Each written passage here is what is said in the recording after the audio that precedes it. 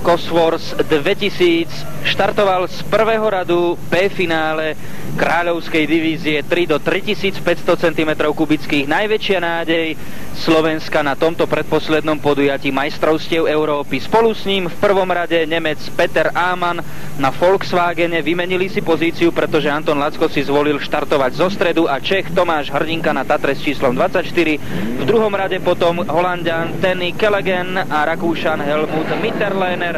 Z tretieho radu štartujú Čech Jaromír Štetina, Slovák Miloš Vlčanský a ďalší Čech Daniel Landa. A do štvrtého posledného radu Roman Kolesníkov z Ruska a tiež ďalší z našich zástupcov Patrik Vereš na Tatre.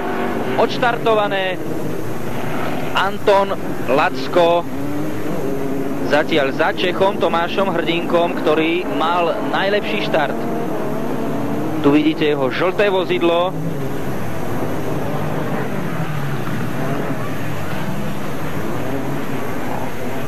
S 24-kou Tomáš Hrdinka.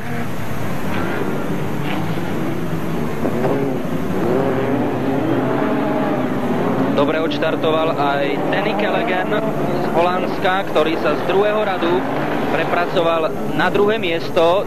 Také by malo byť poradie na prvých dvoch pozíciách po prejazde. Cieľom na treťom mieste Jaromír Štetina z Českej republiky na Tatre a potom Rakúšan Mitterlehner na Porsche 3500. Anton Lacko klesol až na 6. miesto. Dodajme, že vo svojej prvej rozjazde krátko pred 10. hodinou predpoludním sa mu darilo, skončil na druhom mieste, potom na treťom, ale v tretej bol iba 5. a preto mu patrila celkovo 9. pozícia po súčte jednotlivých umiestnení všetkých pretekárov a toho odsúdilo štartovať v tomto B finále a bojovať o účasť medzi elitnou desiatkou. Zatiaľ sa Antonovi Lackovi nedarí. Na druhom mieste Tenny Callaghan z Holandska.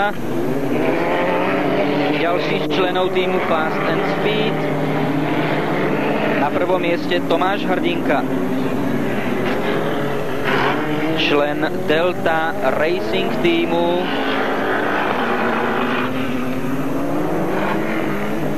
Tretí potom ďalší Čech Jaromír Štetina na Tatre a štvrtý Rakúšan Helmut Mitterlehner.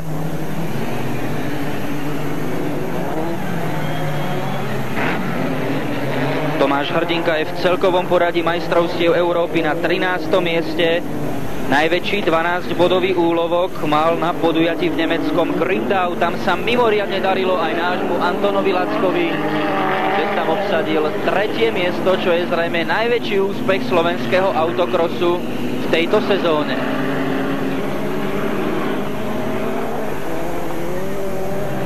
Na prvom mieste celkom suverénne Tomáš Hrdinka.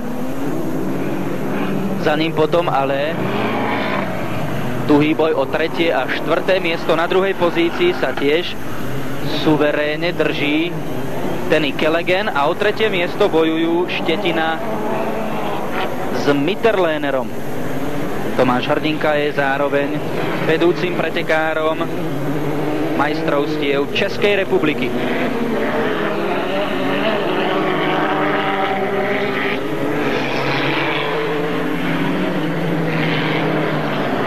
Majster Anton Lacko dal prednosť podujatiu európskeho šampionátu tu v Žitavanoch pred podujatím majstrovstiev stredoeurópskej zóny.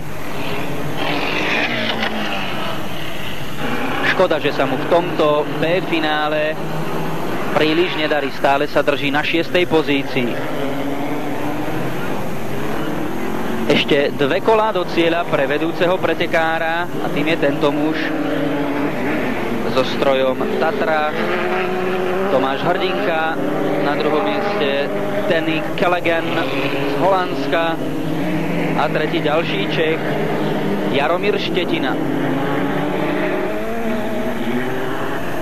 Dodajme, že pred týmto 7. podujatím majstrovstiev Európy sa zišla európska špička už 6 krát, najskôr v portugalskej Lusáde, potom vo francúzskom Faleira. Tretie podujatie bolo v nemeckom Gründau, štvrté v Novej Pake vo východných Čechách, piaté v ruskom Dmitrove a potom aj v lotyšskej Bauske.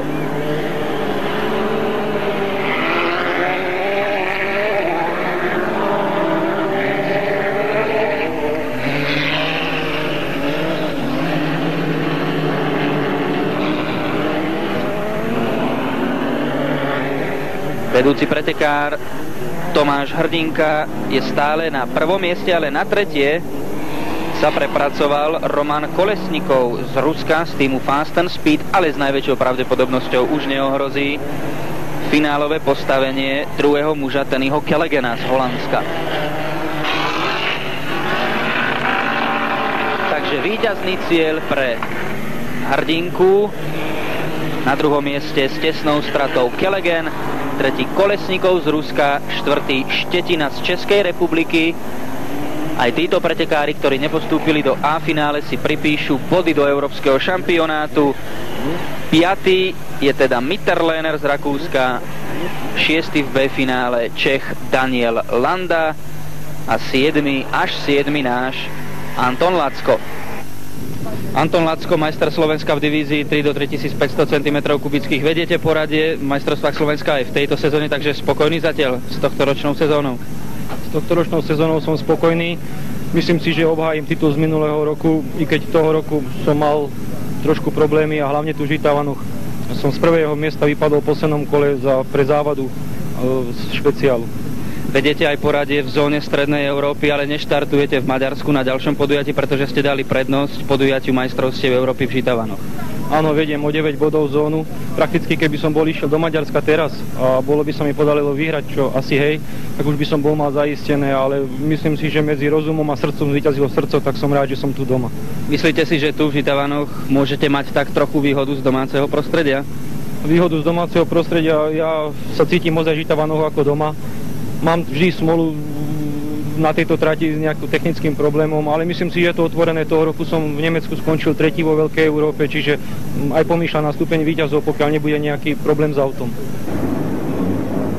Antonovi Lackovi sa teda nepodarilo pretrhnúť smolu z pretekov v Žitavanoch, nepostúpil z B do A finále, ale